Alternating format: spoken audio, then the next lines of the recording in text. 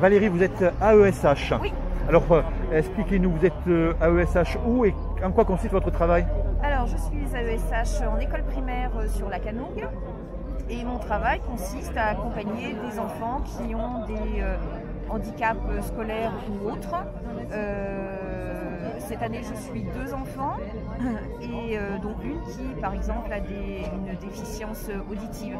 Mais ça peut être aussi des troubles 10, ce qu'on appelle les 10, hein, dyspraxie, dyslexie, dysphasie, hyperactivité, troubles autistiques.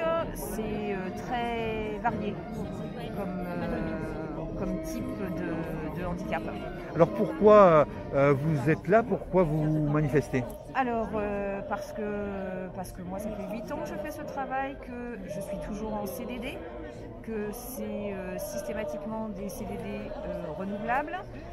Récemment on nous a dit au bout de 6 ans vous pouvez passer, vous pouvez être CDIsé, mais c'est pas une certitude, hein, c'est aléatoire et que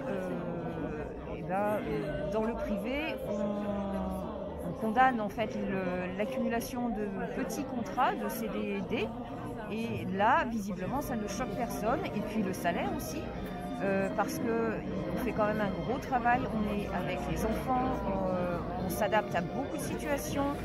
On a affaire à beaucoup de troubles complètement différents que peu de gens connaissent quand même. Et on est payé même pas 800 € par mois.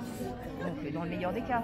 Parce que là encore, il y a des disparités de salaire, je ne sais pas pourquoi, personne ne peut l'expliquer, entre les différentes AESH avec un temps d'ancienneté identique.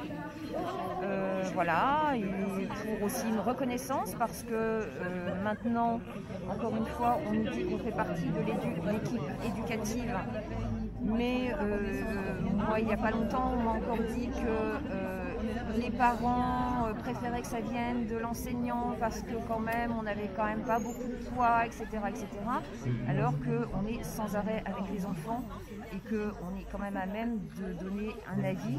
Je ne parle pas de diagnostic, je n'ai pas la prétention de remplacer les professionnels, mais voilà, c'est pour toutes ces choses-là qu'on est là aujourd'hui.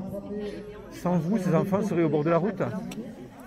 Ça serait très difficile pour eux et pour certains, ils ne seraient même pas à l'école, je pense, parce que ça serait effectivement trop compliqué.